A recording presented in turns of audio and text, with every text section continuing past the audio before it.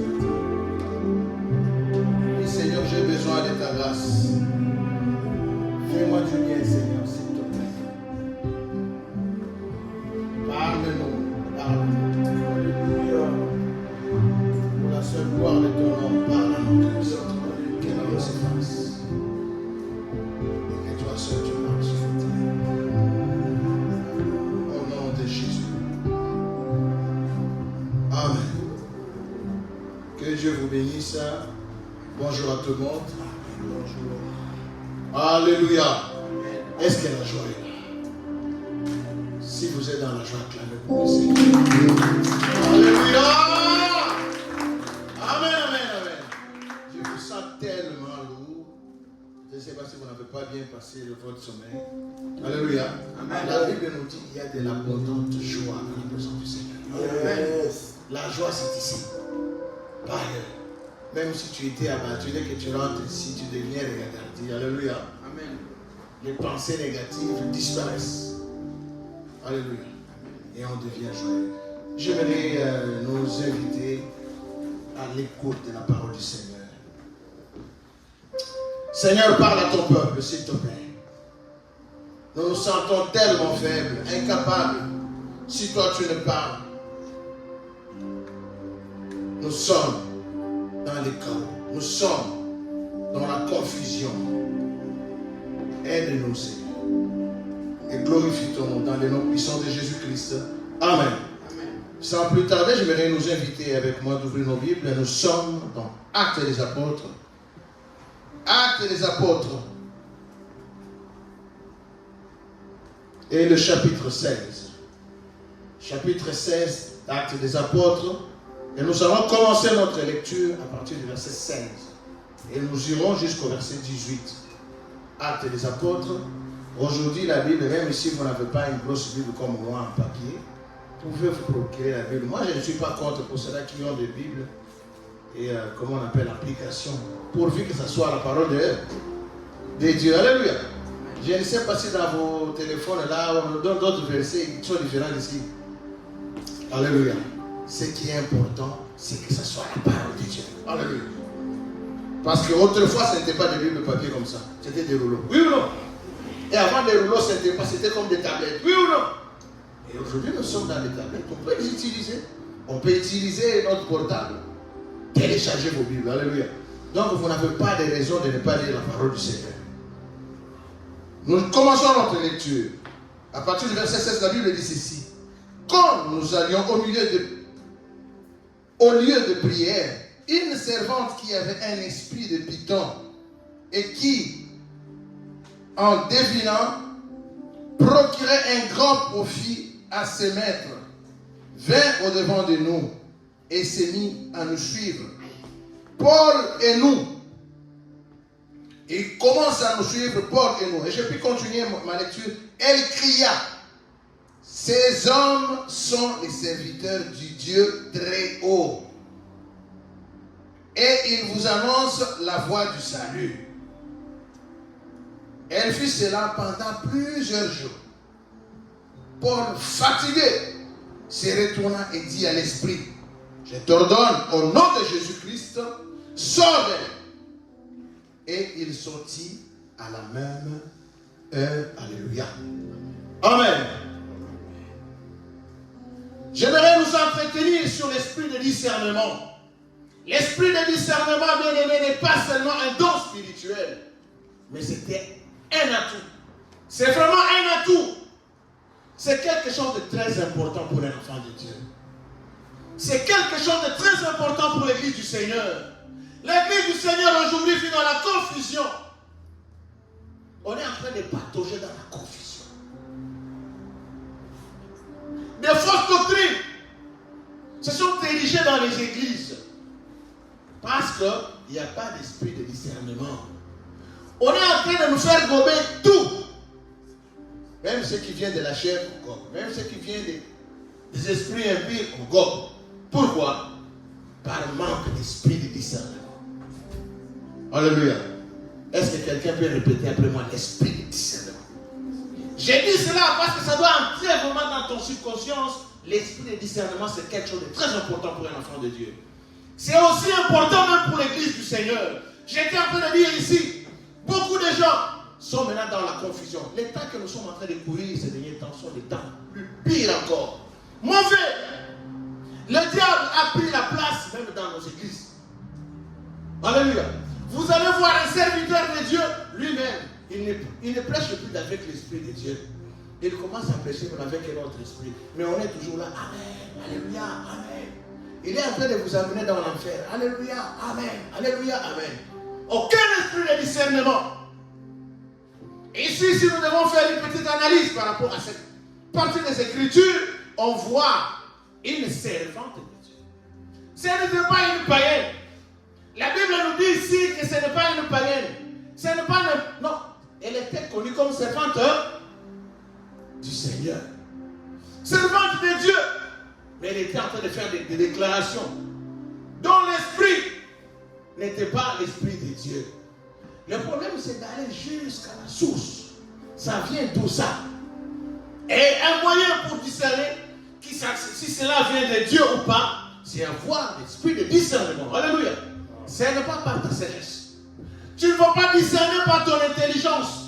Mais c'est un type intelligent. Moi, j'ai vu des types intelligents, bien cravatés, mais on est en train de les faire gober des doctrines qui viennent du diable.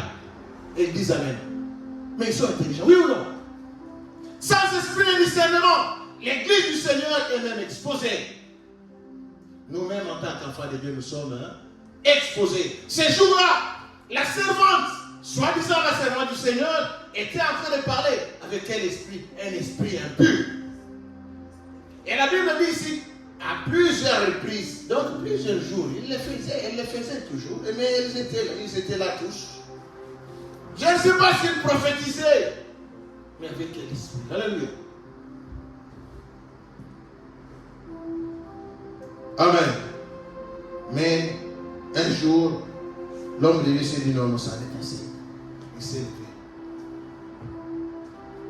Et s'il a compris que non, ça ne vient pas de Dieu, c'est parce qu'il avait l'esprit de discernement. Soupirons au don, et le don est meilleur. La Bible nous le recommande. Alléluia. Soupirons au don de l'esprit. Cherchez même les meilleurs dons. Il y a des dons qui sont plus meilleurs que les autres. Oui ou non? Tous les dons sont bien, sont bons et sont avantageux, mais il y a certains dons qu'il ne faut pas manquer. Cherchez les meilleurs. C'est la Bible qui nous dit cherchez les meilleurs dons et demandez au Seigneur. Amen. Ni traiter l'esprit de discernement, tous, ils allaient gober tout. Mais la seule différence qui est ici, qui a attiré plus mon attention, est-ce que cette femme, ce qu'elle disait, ce n'était pas vrai? Ce n'était pas vrai. C'était vrai. Tout ce qui paraît bien, tout ce qui paraît beau, tout ce qui paraît spirituel, des fois, ce n'est même pas spirituel. Alléluia. J'ai vu les gens prier, imposer les gens les mains, les gens sont en train même de pleurer, on a fait les gens poser les mains, ils tombent par sensation. Les sensationnels. Et vous tombez. Qu'est-ce qui vous fait tomber? Oh, ça ne doit pas être un homme de Dieu. Regarde la manière dont il parle. Le problème ici, ce n'était pas le discours éloquent de cette dame. Ce n'était pas sa façon de parler qui pouvait influencer l'apôtre. Il dit non. Malgré ton beau discours, ce discours-là, ce message-là n'est pas de Dieu. Cet esprit-là n'est pas de Dieu. Avec quel esprit vous parlez? Avec quel esprit vous prêchez? Avec quel esprit vous nourrissez les enfants de Dieu? Avec quel esprit vous prophétisez? Avec quel esprit? Avec quel esprit? J'ai vu des gens, au nom de la prophétie, sont prêts à tout. Il y a certaines prophéties qui ne viennent pas de Dieu. Alléluia. Il y a quelqu'un qui a prophétisé. Je vois, il y a quelqu'un qui est ici. Tu es une femme. Tu as l'argent dans ta poche. Vous savez combien les gens peuvent avoir l'argent dans leur poche? Ils sont des femmes. Ils sont nombreux, oui ou non? Mais tu es une femme. Tu es là. Tu as l'argent dans ta poche. Le Seigneur me dit d'amener cet argent. Et puis les gens sont traitants. Qui vous a dit que c'est Dieu qui dit ça ou c'est lui-même, c'est la chair? Il y a certains esprits qui ne sont même pas l'esprit de Dieu. C'est la chair seulement. Alléluia. C'est la chair. Et il vous bombarde ça en prophétie. Quelqu'un, ce n'est même pas la chair, c'est un esprit impur. Nous allons comprendre ces choses au fur et à mesure que nous allons avancer. Ce qu'il disait, ce que la femme, je m'excuse, disait, était vrai. Paul, c'était un serviteur de Dieu. Et tous ses compagnons, les gens avec qui il accompagnait dans le ministère, ils étaient des serviteurs de Dieu. Les choses qu'il disait, c'était des choses vraies, des choses de Dieu. Mais le problème, c'est l'esprit qui était derrière la prophétie ou les déclarations de cette femme. Ce n'était pas l'esprit de Dieu. Beaucoup des hommes, des femmes, enfants de Dieu, sont animés par un esprit qui n'est pas l'esprit de Dieu. Alléluia. Nous devons faire très attention, je m'excuse, aux choses de Dieu. Alléluia. Faisons très attention. Cette femme avait dit la vérité. Mais l'apôtre ne s'est pas limité aux choses, à ce qui était superficiel. Il est allé très loin. La source de provenance, ça vient d'où? Très important. Paul a discerné la source spirituelle. Il ne s'est pas arrêté au bout du discours. Bien aimé, il est très important, j'insiste, de demander l'esprit de discernement. Sans l'esprit de discernement, même l'église est exposée. Il est exposé à la division. Il est exposé à la confusion.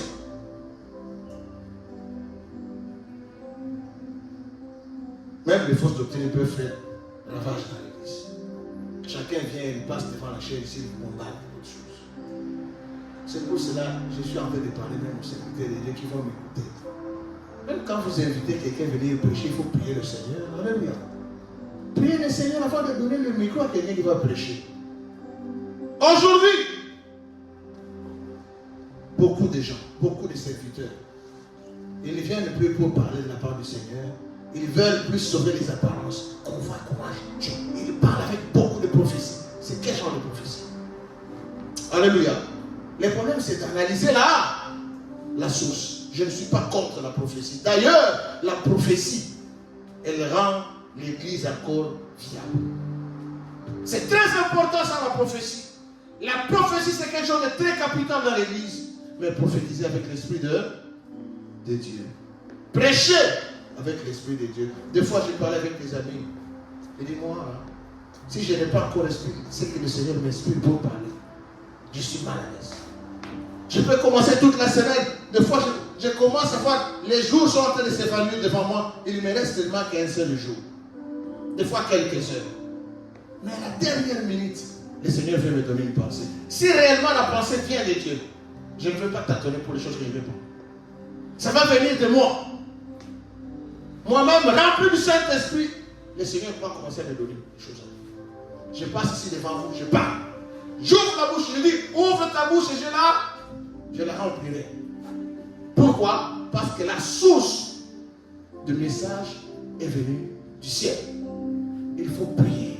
Alléluia. Prions le Seigneur. Le peuple de Dieu vit dans la confusion.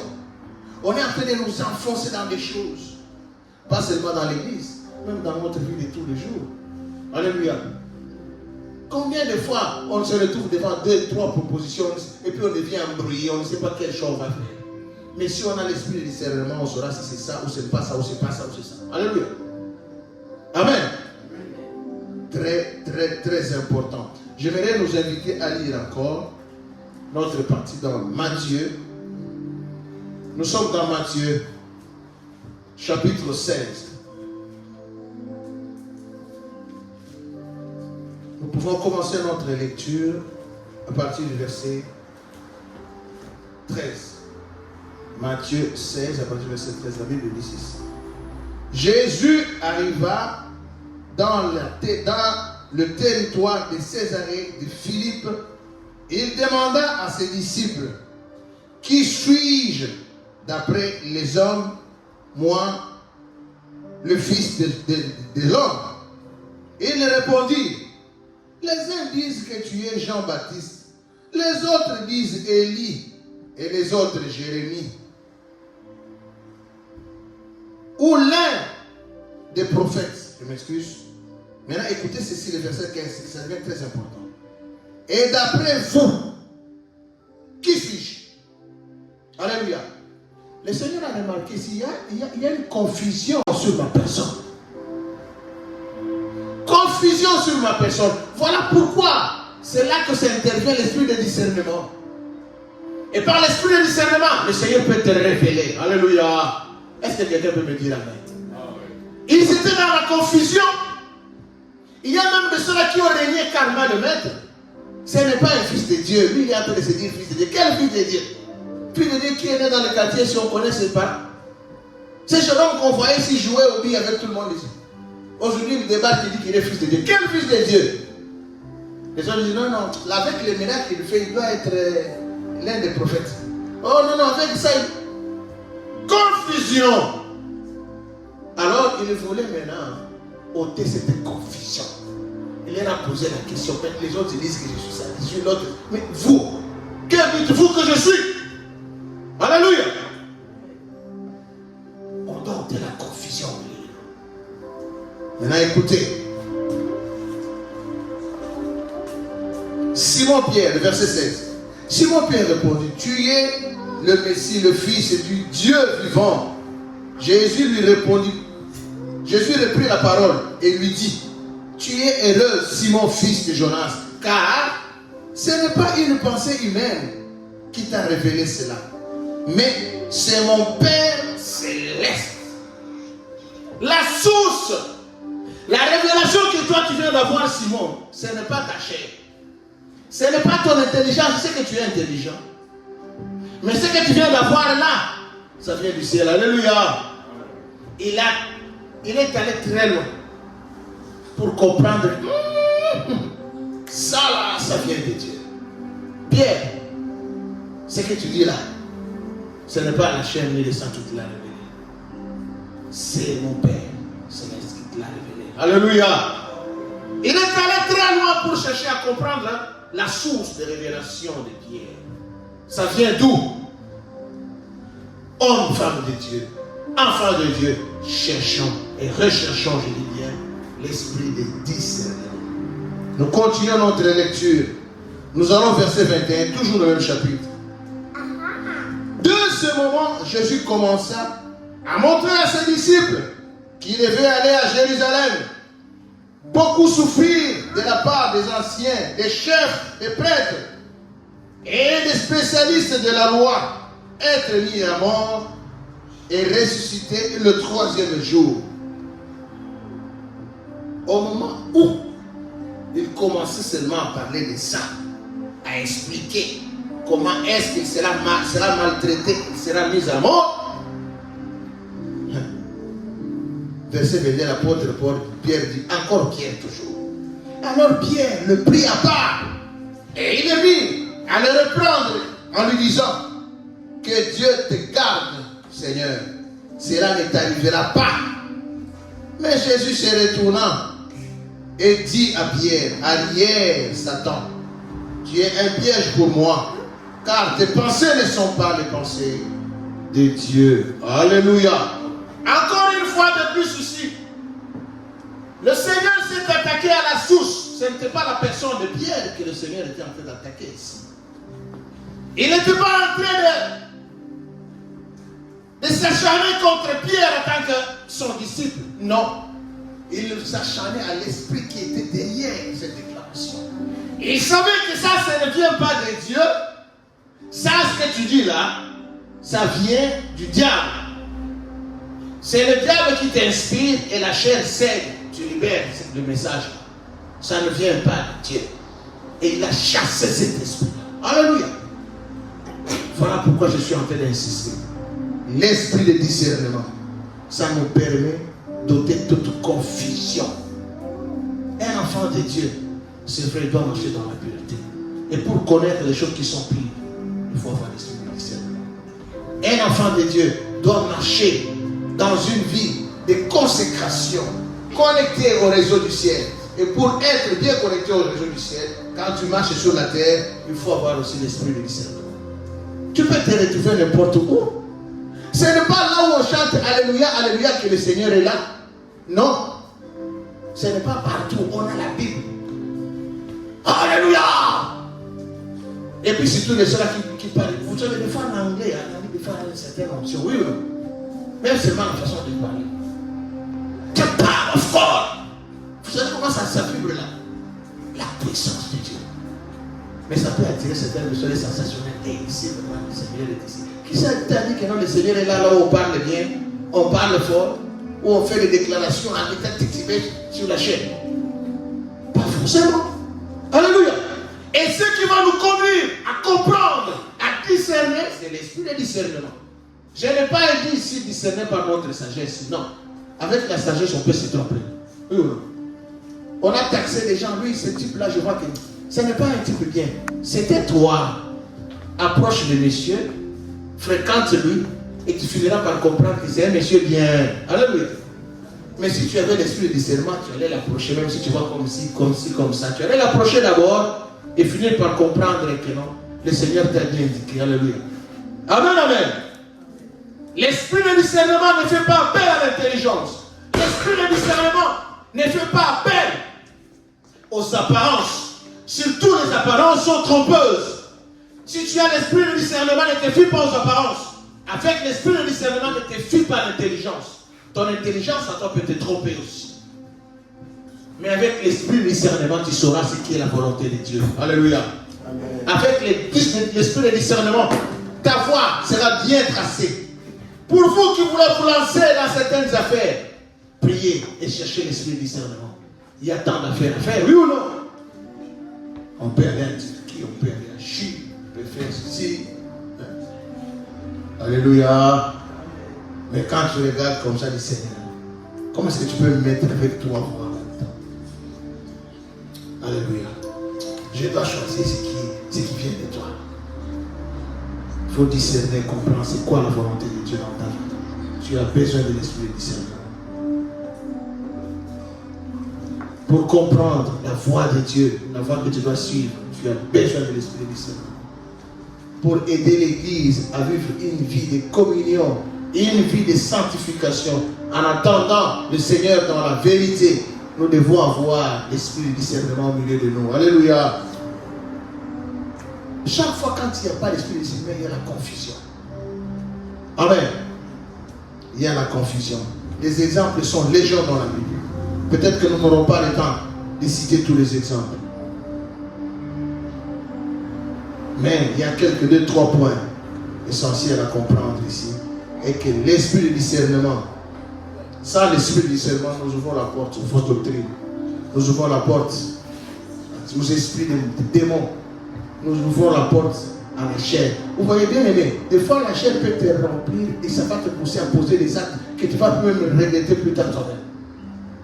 Alléluia. La Bible dit que la chair a des désirs qui sont contraires à ceux de l'esprit. La chair elle-même peut te pousser à prendre des décisions ici. Et puis il y a des décisions qui vont te coûter plus tard dans ta vie. Tu vas regretter. Ah, si je savais. Toi, tu crois que tu agissais, c'était par l'esprit de Dieu. Mais c'était la chair. La chair t'a attiré pour aller faire n'importe quoi. Prions le Seigneur. Alléluia. Prions le Seigneur. Sans l'esprit de discernement dans l'église, l'église elle-même, elle est exposée à des fausses doctrines. Moi, je me souviens, j'étais à une église avant l'église, parce que moi, je suis de la Borne. Avant d'arriver à la Borne, je priais à une de l'église au Congo. Je ne vais pas dire ici, mais je m'étais de donner le nom de cette église-là. Je priais. J'étais encore jeune dans la foi, je me souviens. Et puis le pasteur de l'église avait invité un pasteur nigérien. Ce pasteur nigérien, quand il a atterri dans l'église, il prêchait le message de prospérité. Waouh! Quelle onction! Quelle onction! Comme j'étais en train de dire, il prêchait en anglais. Avec une dose d'onction là. Nous tous on était là. On allait se battre. On venait vraiment dans le combat chaque jour. Mais un jour, il était en train de prêcher, il a glissé quelque chose que j'ai trouvé là. Je me suis senti, non, ça n'est pas Dieu. Alléluia. Ça touchait directement la doctrine. J'ai dit non. Moi, on ne m'a pas appris Dieu comme ça. Quand j'ai lu la Bible, ce n'est pas de séduire de cette façon ici. Mais quand il a parlé de ça, j'ai vu. Même le pasteur a repris le micro après, il n'a rien dit. J'ai entendu, peut-être il va parler même après l'autre, il n'a rien dit. J'étais découragé. Comment le pasteur peut cautionner ça? Il n'a pas glissé ça seulement une seule fois. Il a parlé, il insistait, il parlait, il insistait. Donc ça ne pouvait pas passer inaperçu. Et si le pasteur a laissé comme ça, c'est que lui aussi, ce qu'il accepte, c'est que l'autre est en train de dire, il est d'accord avec ce qu'il dit. Voilà pourquoi j'insiste, on doit faire très attention. Au lieu de se limiter là-bas, le comble de tout, je me souviens maintenant ces jours-là, c'était les tout derniers jours de cette campagne d'évangélisation. C'était en pleine terre, il y avait beaucoup de gens. Moi je me souviens, je n'avais pas encore assez de moyens à l'époque. J'étais chômeur. Mais avec mes peu d'argent, je me suis dit non, comme ça, je dis nous devons aller à l'église ces jours-là. Chacun va venir avec son offrande. Soit une offrande spéciale, soit c'est-à-dire quelque chose. Venez avec ça, ne venez pas m'inviter. Moi aussi, je me suis amené avec un petit, avec l'onction. Le Seigneur va faire ça. Aujourd'hui, là, oh, j'étais déçu. Ces jours-là, le monsieur a fait appel. Il a commencé à donner. Les gens là qui ont amené 10 000 $, avancez, qui sont prêts à donner 10 000 $. Des fois les gens, ça avance. 5 000 $, 1 000 $. Moi j'étais à mon coin avec mon 10 $. Je l'ai cherché avec beaucoup d'efficacité, vous savez, en Afrique. J'étais avec mon 10 $ là au coin. Il a appelé tout le monde, il s'est limité à 50 $. Et puis il dit, vous savez qu'on ne doit pas donner au Seigneur n'importe quoi. Si vous n'êtes pas capable de donner ne fût que 50 $ au Seigneur, je ne sais pas. C'est quelle offrande vous allez encore présenter au Seigneur. J'étais découragé. Je dis, Seigneur, tu sais que je ne veux pas. Tu sais comment je fais pour avoir ces 10 $, Seigneur. Donc moi, je n'ai pas eu part de bénédiction ce soir. J'ai failli pleurer ce jour. Vous allez me dire quoi? Son message-là a été inspiré par Dieu. Ces déclarations-là ont été inspirées par Dieu. C'était le tout dernier jour que je devais participer au culte de ce jour-là. Je dis non, pour aujourd'hui, c'est fini. C'est que ma place n'est pas ici.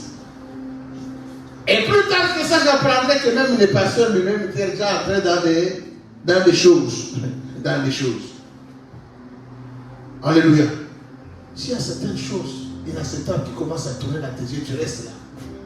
Va demander au Seigneur de te donner l'esprit de discernement. Alléluia. C'est très important. L'esprit de discernement, ça va nous aider. Ça va nous aider. Amen, amen, amen. Je commence à chuter dans mon message. L'importance d'avoir l'esprit de discernement. Ça nous permet, de comprendre l'origine du message du Seigneur. De comprendre l'origine du message du Seigneur. De comprendre la volonté de Dieu. L'origine de ce qui vient de Dieu. Tu peux comprendre ça avec l'esprit du Seigneur. Amen. Parce que le monde va te donner tout. Le diable va aussi te présenter. La chair va aussi te présenter. Les hommes vont aussi te présenter.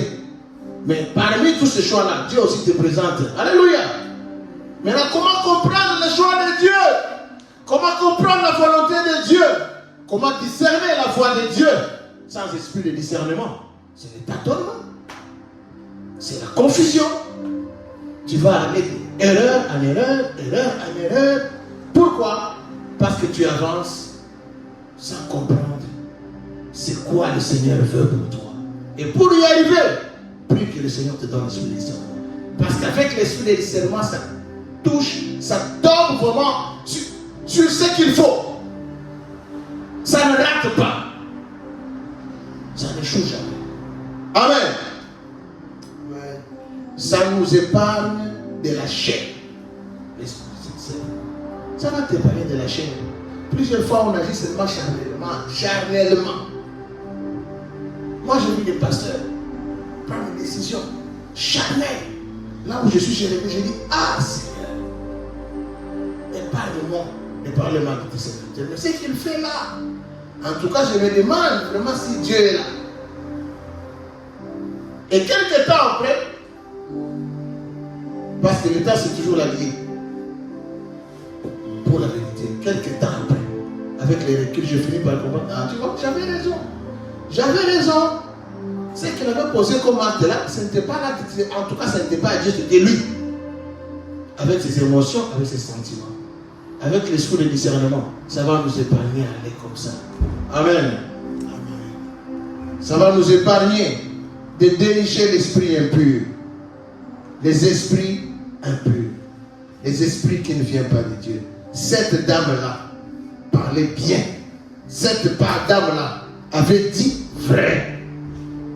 Tout était réuni pour dire Iyo. Ce que cette femme disait, oui ou non? Parce qu'on voyait, bien évidemment, c'était des hommes de Dieu. Paul, c'était un véritable homme de Dieu. Ce qu'il disait, c'était des choses de Dieu venant du ciel. Mais l'esprit qui était derrière, c'était un autre esprit. Amen. Que le Seigneur bénisse sa parole. Est-ce que tu peux te lever maintenant aussi? Nous allons faire prendre un moment de prière. Tu vas prier. Seigneur, j'ai vu longtemps dans la confusion. Je suis resté longtemps dans le tâtonnement. Je sais que si ton esprit me guide, Seigneur, je ne peux pas rester dans le tâtonnement et la confusion. Si ton esprit m'oriente, je ne peux pas rester dans le tâtonnement, Seigneur. Pendant que j'invite le bien-aimé Joël à tenir ce micro, j'aimerais nous voir aujourd'hui nous lever. Nous allons faire une